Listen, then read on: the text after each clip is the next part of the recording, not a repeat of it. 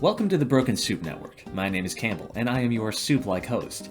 On the show, we interview and converse with incredible artists and creators, and deep dive into their lives and careers. To add a small twist to it, just so we aren't saturating the market too much, we also make the guest's favorite comfort dish and eat it alongside our interview. This is the Broken Soup Network, and thank you for tuning into the program. You may know my guest today from his incredible voice roles in Diablo IV. Eternal light protects me. Eternal light protects me. There is no light here. You came to the darkness for knowledge. Vampyr. Physically speaking, I suppose an erection is possible, but I'll have to find a way to talk Alien to Isolation. Biocontainment hazard level Omega. All permissions rescinded. I don't have time for this.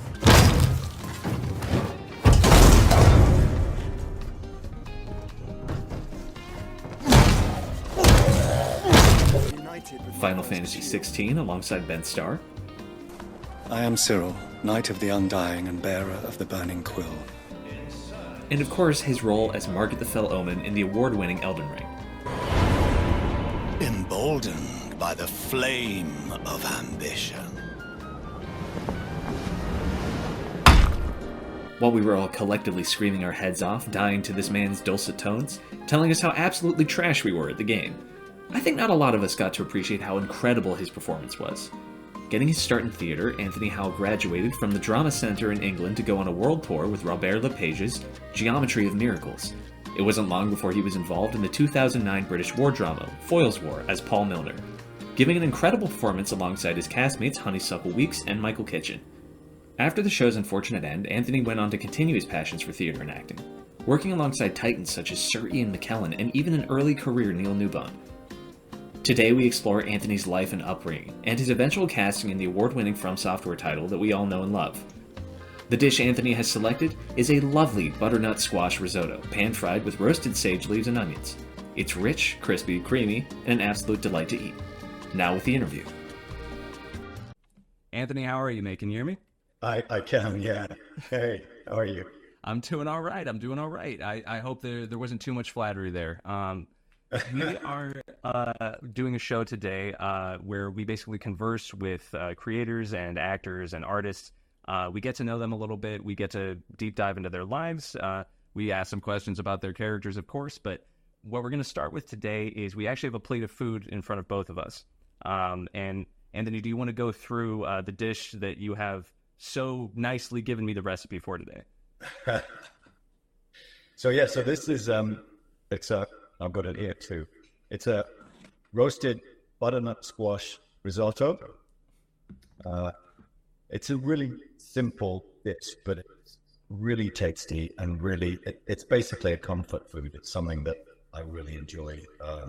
Especially the roast butternut is great at this time of year. So it's a thing I make when I have friends around, and I don't want to do anything too fancy, but I want something kind of tasty. So something I always ask the guests here is whenever we start with their favorite dish or their comfort dish, I always ask the significance or the resemblance of that. Like, how was there, was that a childhood dish? Was that something that you grew up with? Or like, when were you introduced to this dish? When did you know you were in love with it? I can't remember the first time I had risotto. I don't think it was a family dish. I think it's a bit too exotic for for my childhood. I can't remember. I think I got into cooking, maybe 15 years ago, and I love Italian food, and I love Italy. And I remember being in Rome and having I think it's called risotto Milanese, which is just saffron. I think it's onions and then the arborio risotto rice and saffron, and it was the most beautiful thing I've ever tasted. And so I love risotto, seafood risotto, mushroom risotto. You can get like a spring green risotto, and then this butternut squash and sage. Butternut squash, sage, and onion as well, correct? Yeah. Bit of It garlic. blends together like beautifully. It's very rich. It's very creamy. I would highly suggest this. With your permission, when I edit this video later, I'm happy to drop the recipe unless it's a secret. No, yeah, absolutely. No, it's very good. Would recommend Margit's butternut squash. That's pretty good. You mentioned childhood. I'm actually gonna bug you about this just because during my time doing research for this, I noticed that on your Google it notes that you were born in Lake District, and that confused me because I grew up in London, but Lake District in my head was always just national park. So, was there housing on the park, or was it like? So the Lake District is a huge area in the county of Cumbria. Yeah. And so I grew up in and around that whole area. Jesus. So Cumbria, I think its main city is Carlisle. But then as you go further north, you hit what is, the Lake District. So you have Windermere, and you have all the various lakes, dome water, and then the fells and the mountains essentially that make up the area. Yeah, and a beautiful area to grow up in too. I mean, did that that seems like almost like Hills Are Alive. It really invokes a sense of emotion when you look at it. That must have been a wonderful place to grow up. Throughout your life, you've talked about in other interviews as well. About your architecture degree, about getting your acting debut and everything. And I am correct that your first world tour was Robert LePage's Geometry of Miracles, right? It was. That was my first theatre job, out of drama school. You also talked about how working in kind of a booth and working on the stage are both very nerve-wracking jobs, but you said every time theater is by far the most scary. Yeah. Getting up on a world tour, were you doing any community theater before that, or was it you were just was that really just kind of like a huge big break for you? Yeah, I mean, I did, as you mentioned, I studied architect first. And while I was at university, I did a lot of drama there. And then I left, I graduated, moved to London and applied to drama school and got into a place called the Drama Centre and trained there for 3 years. And then left Drama Centre to begin the tour with Robert. I mean, we rehearsed in Quebec City and were based in French Canada.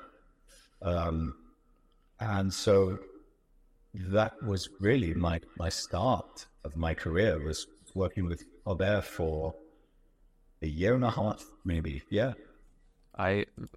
Robert, I need to remember. Robert. So I'm also got just like a few slew of questions before I start getting into, more of the like Elden Ring or Dracula, Vampyr, or Alien Isolation and things like that. I do have a few questions for you about Foyle's War, because that was one of your biggest live action roles that you managed to book. The TV show was shot on location in Hastings. Is that correct? Some of it was. The exteriors were all shot in Hastings, where they had to be specifically Hastings. Yeah. But just really through logistics of being closer to London, which is where most people live who were on the crew. We would film sometimes in Sussex, which is a county close to London. And that would double up for Hastings. And then all the interiors would be studio. They had to be carefully curated to be historically accurate to World War II, right? Yes. Yeah. Was that kind of like a big history lesson for you? I mean, not even just history, but working alongside, your longtime co-star Honeysuckle Weeks, but also, Mr. Kitchen. That must have been a very enlightening experience for you. Were there any? And would you say that is where your acting skills emerged, or was it from your theater career? Do you think? Just trying to think, because my first job was theater. That was with Robert, and then I did a a BBC costume drama called Wives and Daughters, which was a really beautiful adaptation of an Elizabeth Gaskell novel. And at the time, the BBC had funding and money to really lavish time and just be able to afford the actors a lot of rehearsal. And so I would say that was, and also I was working alongside incredible actors like Michael Gambon and Penelope Welton and Keely Hawes and Ian Glenn and Justin Waddell, and it just went on and on and on. Penelope Welton was my mom and Michael Gambon was my dad. So when you have just giants of British theatre and television and film on set with you learn incredibly quickly, and you learn a lot. I imagine it's a bit, not a sink or swim, but definitely a thing where you really need to keep pace with them, just as another actor. Would you say that that's the best way to learn as an actor, or do you suppose that drama school really gave you that edge when you originally came in? My drama school, Drama Centre, was a very theatre-biased drama school and very classical drama school. So, and also, when I graduated quite a long time ago, video games weren't really a thing. We didn't expect we would go into movies. There weren't streamers. So television was basically 4 channels. So theatre was really what you were trained for. And so you learned how to act in front of the camera if you were lucky enough. From the actors you work with and the directors and the crew. And I was really fortunate because the Wives and Daughters cast and crew, director, producer, were incredible, as were Foyle's War. And they were my 2 sort of first television jobs and my longest jobs. And both of which I had, a good role, which meant that I had the continuity of being able to come in day after day and slowly learn things. And, I was working with, obviously, Michael Kitchen and Honeysuckle. And again, watching them work was, really, really invaluable for me as an actor. So I have been really, really lucky to have that grounding and foundation, because Drama Centre was a great training in terms of classical theatre, text, language. We used to do the really obscure European playwrights from the 19th century and Restoration, and we used to do Greek tragedy. I mean, it was pretty intense, but that was something that we wouldn't have got in the outside world necessarily, access to that level of, I guess, obscurity. And then I was, as I say, I was lucky enough to just work on great sets with terrific actors as part of the cast of those shows. Yeah, no, I mean, that's incredible. And truly lucky to work with such an array of people. That really seemed to kind of come out with you, over time. We see kind of just a journey of live action kind of transitioning over to voiceover. Now, you still, of course, do live action and everything like that, but now that you have kind of started voicing video games more, from, Vampyr, Alien Isolation, Diablo IV, Elden Ring, of course, so many others. Do you think now that you have more of a foothold in that industry as well as, live action or theater, do you believe that, because I think a lot of veteran voice actors in America specifically, a lot of them don't have theater backgrounds or things like that. A lot of them talk about having come from animation and working into video games over time. And not meaning it with an eye roll, but a little bit because, it's the 90s or the early 2000s that they're kind of it's a paycheck. did you maybe come in, not to not to throw you under the bus a little bit, but did you maybe come in with that attitude, and has that changed at all? Or were you always more of an appreciator, or did you see the art and craft that went into it beforehand? Yeah, absolutely. I from the first job I did, which was motion capture for a game called Castlevania: Lords of Shadows 2, and I did all the mocap for the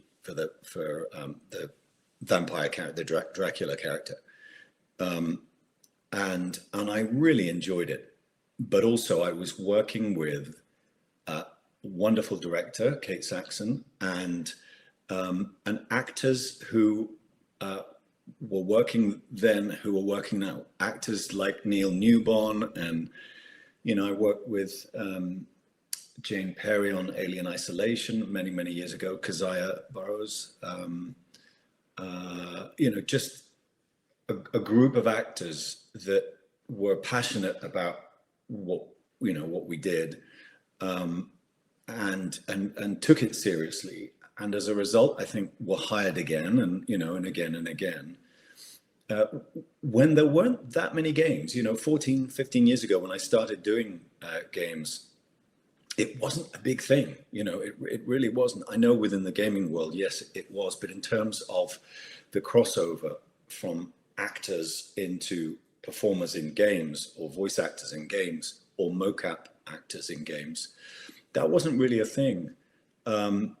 But I was really grateful for the work, first and foremost, because like every actor, I had months and months and months of unemployment. So, if I would get a game, I would be incredibly grateful for the work.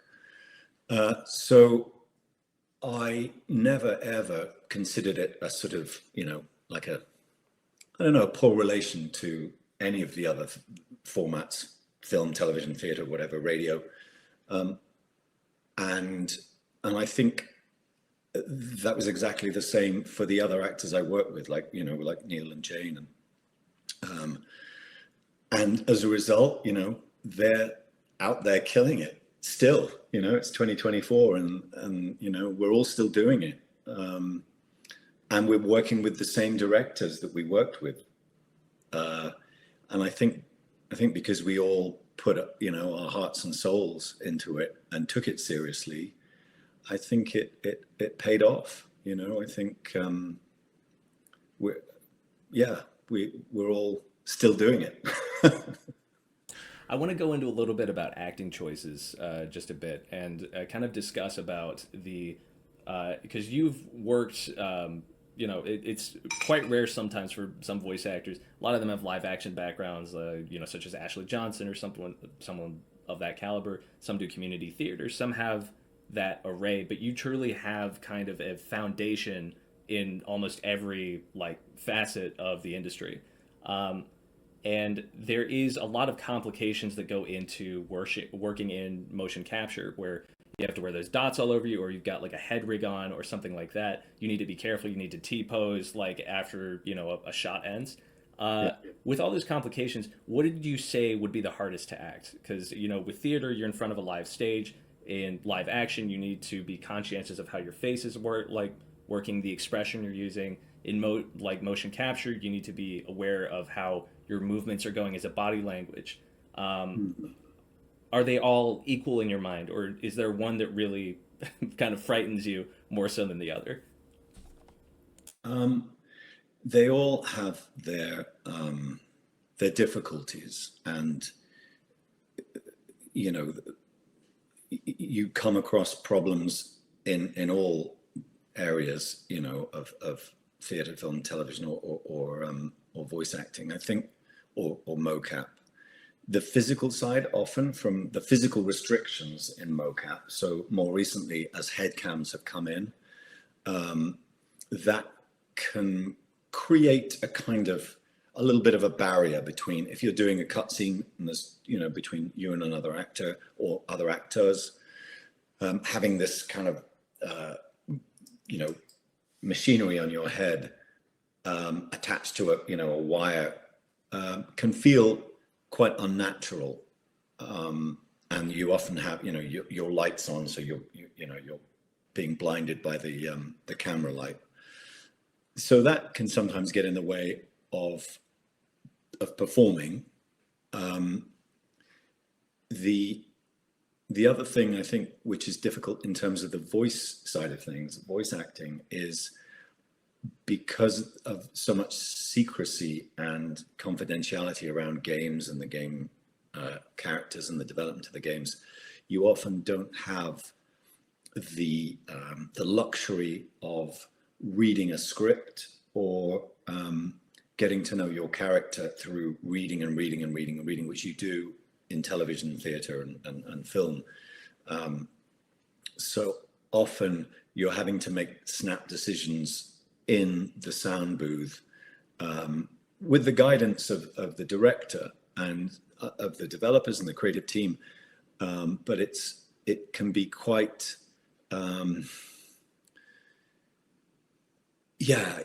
sometimes you can walk away from the booth thinking, oh, damn, yeah, I wish I'd done it like that. Because you're having to make these decisions, even, you get the script the night before or the morning if it's America, and you're having to make decisions.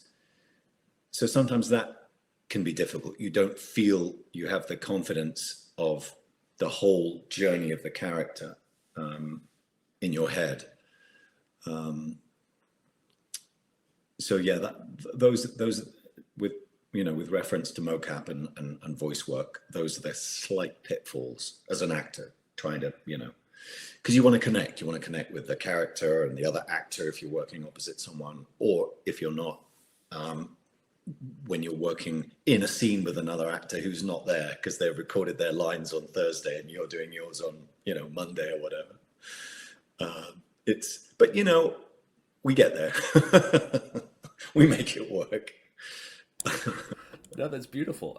I guess just kind of like on that note, you noted in an interview with Dan Allen Gaming that you were extremely nervous coming into the booth for Elden Ring. Not only because the FromSoft team was there, but Miyazaki-san himself was there as well in the background, which must have been extremely daunting, I can imagine. You also noted, like, during that interview that in your first few takes, you were only giving like 50% because the other 50% was like keeping your composure and having in between takes of these guys in the booth mutter to each other, muting their mic. You don't know what they're talking about. Were the inevitable like takes that were used in the game, were any of those you doing 50%? Because if that's you doing 50%, that's beautiful acting, I gotta say. Yeah, I don't know if I meant the performance was 50%. I think it was more the inner dialogue in your head.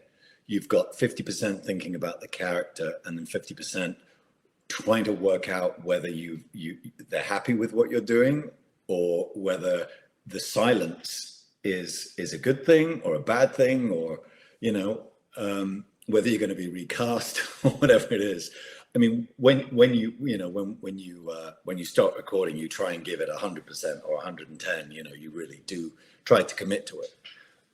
And with a team like that who are so professional and know exactly what they want, you get to know them, the team, and you get to know that. Or get to understand that they're not going to let anything through that they're not happy with, and they will go again and go again and go again until they get what they want. So there's a security there with that side of things. You also mentioned a little bit earlier that working with video games and everything, there's a little bit of physical constriction on, just talking about critiques, talking about everything. You also mentioned that you kind of go out of your way not really to watch yourself, which is pretty standard, but you also go out of your way to make sure that, you don't look too much into like critiques or criticisms about the works that you do, which is something that I personally relate to as someone who has created before and has gotten ego-shattering comments on him. I need to ask, just from a place of humor almost, do you remember something that someone said that stuck out to you in your brain that to this day kind of like motivates you to do better? Because I remember there was a time someone just straight up called me an idiot, and just the one word of idiot shattered me to my core. And it's like, I've been called many things, but for some reason that stuck out to me. Yeah, I do. The thing, and I don't blame, I can't remember the critic, but it was, I was at the RSC in 2000, and we were doing As You Like It, and I played Orlando, and he comes on at the beginning of the play, and we had this idea that he comes on with this wheelbarrow, and he is the put upon brother of the three brothers, and he's very, very angry. And anyway, I remember one of the reviews saying that I enter with a sort of lumpish charm or something like that, and I think, and it was at one of the big newspapers. And I remember, I think because it was my first play in the UK, because previously it had been with Robert in Canada and various other places. But for my first play, being described as lumpen, kind of, and I still remember the word, was kind of upsetting. And I just thought, not a great start to my UK career. I think if I was called lumpen, that would hit me in a way too. I think proving them wrong daily, you actually have like a very wide array of accents that you kind of apply sometimes. I mean, sometimes it's you just simply altering your voice, but you've also, done a killer American accent. A lot of British actors have talked about how much they actually struggle with that accent a little bit, which I find surprising because, Americans struggle pretty hard with the British accent as well. Would you say that you have a favorite accent that you'd like to employ? And kind of to that note, do you think it's easier for you as an actor to play characters that really step away from you as someone who likes to play like darker or wants to play darker characters on like, live action and things like that? So a bit of a two-parter there. Apologies. Yeah, good question. I love accents. I really enjoy doing accents. I think I have quite a good ear for accents. I think that's helped a lot. And in terms of characterization, I think where I feel so lucky as an actor is that generally on stage or screen, I tend to play relatively good guys, and the sort of the world of video games has opened up a whole new casting kind of opportunity for me, because a lot of the characters I play aren't human for a start, or at least that you wouldn't necessarily bump into them on the high street, like Margit, like Elias in Diablo, all these creatures. Even the vampires or the androids that I've played, they're not human. So that is just, I'm so grateful for. And also they're quite dark characters. I know in game lore, there's, it's not black and white. They're not either good or evil or whatever, which is great. So you can really have fun with them and enjoy playing them. But I think because I have quite a deep voice and quite a distinct voice, it lends itself to the darker characters, whereas maybe my face doesn't. I don't know. I think you could convincingly play a pretty like a bad guy if you try. You have a very when you go stone faced sometimes it can be like, compare that with your voice. I think you have the potential for it, and I would love to see you in darker roles in live action. Hey, I did play an assassin in Luther, right? Yeah. Luther, yeah. So I have played. Yeah, I've played it. That is something I'm going to go out of my way to watch because I found out about that yesterday. And I'm desperate to see that. Honestly, watch the entire 5 seasons. It is think it is just a masterpiece. I never got into Luther. I really need to because I love Idris Elba. So I'm like, it's not like there's not motivation there. I don't know what it is that never like kicked me in the butt to, put that on. But I've been looking for something to binge. So Luther is up next. You will love it, and the performance and the writing. It's just Ruth Wilson, and the chemistry with Idris is, it's phenomenal. It's phenomenal.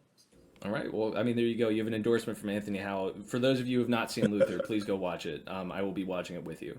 Kind of tying this back into Elden Ring, just to get those questions out of the way for you, because I'm sure you get asked these a lot. The player base of Elden Ring and From Software, Dark Souls, all that, they're very famous for doing a particular style of storytelling where they give the player little bits and pieces of it. And the player kind of needs to come together and figure out the story by themselves. There's entire YouTube channels dedicated to this, such as VaatiVidya, who gets millions of views for just, compiling lore together.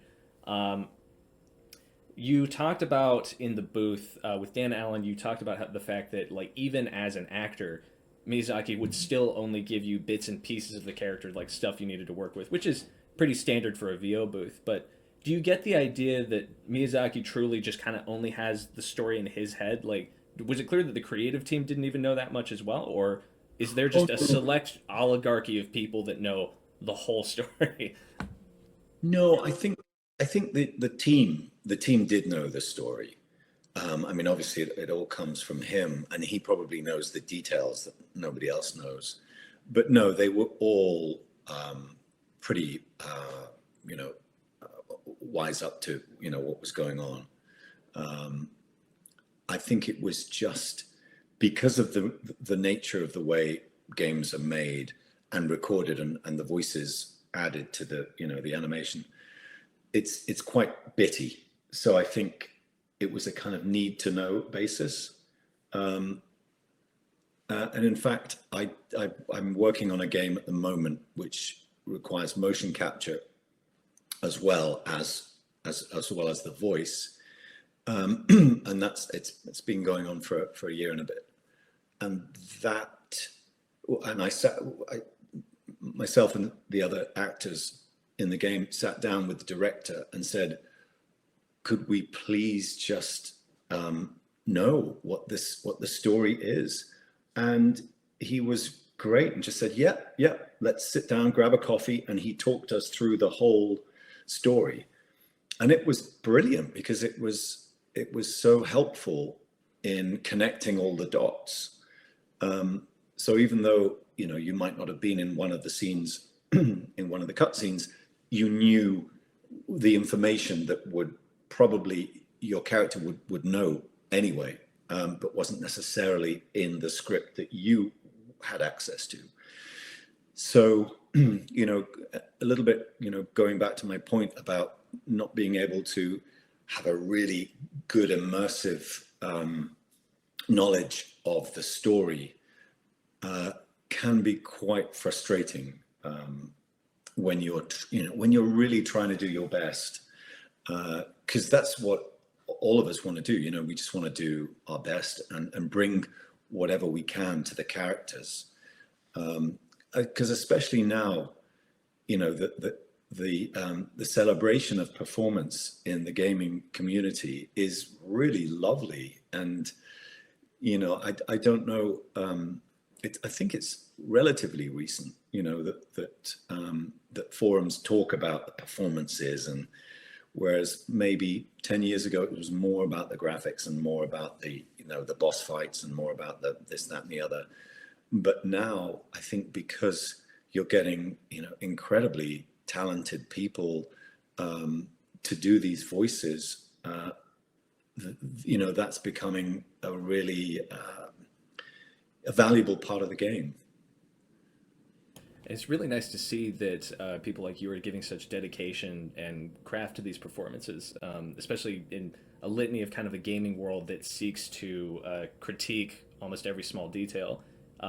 It seems like they seem to come more after the devs for gameplay choices and things like that. But I think when it comes to From Software titles, or even Diablo or Alien Isolation, which people still play to this day, people really remark upon the acting choices that go into that. I mean, Margit or Morgott, even Elias in total has like only so many lines, but you deliver such a grave performance in these roles that they really stick out. I mean, I remember showing my girlfriend the Diablo IV trailer, and we were blown away by like how you code switch so easily from, you know, scrappy like mercenary guy with an eye patch immediately into, you know, blessed mother, just like Yeah.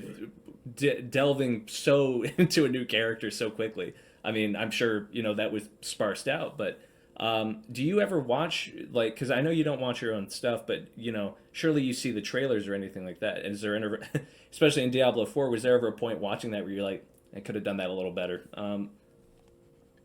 You know what? I think that is one of the trailers that I'm still so proud of. And but just because it looks incredible, the detail, but then the performances, and I just think everything about it is just pitch perfect. I'm and so that one I've watched quite a few times. And it took a long time. You know, we did take our time over it. And Andrea at Blizzard was was really wonderful at lifting out those performances. So yeah, that's one. That is one trailer I'm really proud of, and love to listen to on a big screen. I remember when BlizzCon launched Diablo IV, or at least the trailer for it, we live streamed into the studio that we recorded it in London, and we had it on the big, you know, their like 65-inch or 100-inch TV monitor thing, and they'd have the studio sound, and it was just great. It was just phenomenal. I can honestly imagine. Like if I was giving that performance, I'd run it back a few times as well. Because I mean, at the end with that like, kind of like booming, like boom, boom, Yeah. like, kind of going like that, your voice almost adds as another instrument when, you know, Lilith is coming down from her Yeah. thing. You're joining hands and everything like that. It's beautiful, like how much your kind of like your grave tone almost seems to add as another like instrument in that like pounding, like horrifying opera that's going on in the background. Yeah. I really need to give you props for that. I mean, for Margit as well, but like throughout your performances, you know, as Jonathan, even as Samuels, I think you play such like a android-like character in that we can see it, but you also seamlessly are able to kind of like act and not act at the same time while doing that. You're very in your element, but you're also like someone said that you need to kind of learn the rules before you break them, and it sort of seems like you do that a little bit by not being monotone but almost getting into that character, and you really seem to chameleon yourself into these roles, which is I think really fitting. Kind of moving on to like more of the, no, not lighthearted, but more of the humorous questions here. We have I've got a quote from you saying that like when you started with the lines and then you saw what Margit looked like, correct? I got the image Yeah, of Margit. but you didn't know he had a tail yet. No, I did the whole recording without knowing he had like a 9-foot tail. This is a very odd question. This is a very odd question, but do you believe? It feels weird asking this, but do you believe that had you known that he had a tail, because it almost seems to be such a shot, do you think you would have given a different performance? I don't know. That's a good question. I'll have to think about that. Just trying to think how having a tail would register in your voice. Maybe it would be, I don't know, because he's a big guy. So, you know, that sense of weightiness would still be there. I don't know. I'm not sure. Perfect answer, honestly. Another question that I do have here somewhere is, you know, I'm so unprofessional. I don't really have my notes in order. I would say, yeah, this is a prompt that I thought of last night. This is a common trope in male friend groups in America that we ask each other kind of like would you rather questions, and these questions can sometimes go onto the path of deranged. You have a good relationship with such actors as George Taylor, Ben Starr, Neil Newbon. With those three in mind, I would love for you to talk to us about like your relationship with them, like how that works. Do you guys all get together and have big voiceover dinner parties, or is it truly just I'm going to go get coffee with Neil someday? The second part to that question is the kind of scenario scene that we were all wondering, which I think everyone's dying to know, and I have to hold you to an honest answer to this. You, Neil Newbon, George Taylor, and Ben Starr are all trapped on an island together with nothing but the clothes on your back. How long does it take for this to go into Lord of the Flies? Who ends up surviving and who gets eaten first? Wow. Okay, so the first part of the question, we do hang out. Not as I haven't seen Neil as much, only because he's been so busy and he's like flies around the world all the time, being incredibly busy. But I see him, I do see him in social events, and as I mentioned before, my friendship with Neil goes back 13, 14 years, and there is a bit like that relationship with actors like Keziah or Jane Perry that I've known for a long time. It's almost like family. And then Ben, I know more recently. We worked together on Final Fantasy 16, and Ben is just such a lovely man, and we are in more of a friends group. There are a few of us, but in general we all kind of meet up. And then George, I know George from Drama Center because I mentored him. So when he was a third year and I graduated already, it was like a buddy system. So they would ask a graduate to give advice or just be there really for one of their third year students. And I was teamed up with George. And so he and I became friends after that. And George has recently, entered the gaming world with Baldur's Gate and Roland, and is out there, crushing George it. is I just need to make it clear, George is a known enemy of this channel. So you can be honest. You really had to give him more notes than other students. You can be completely honest there if you want. I mean, He's the loveliest. They're all three of them.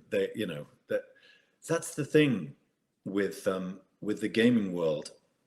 There's a thing that happens once a month at BAFTA, the British Film and Television thing, and they have a gaming evening. So once a month, the first Friday in the month, for people, devs, directors, anybody involved in games, and we all get together at BAFTA and hang out.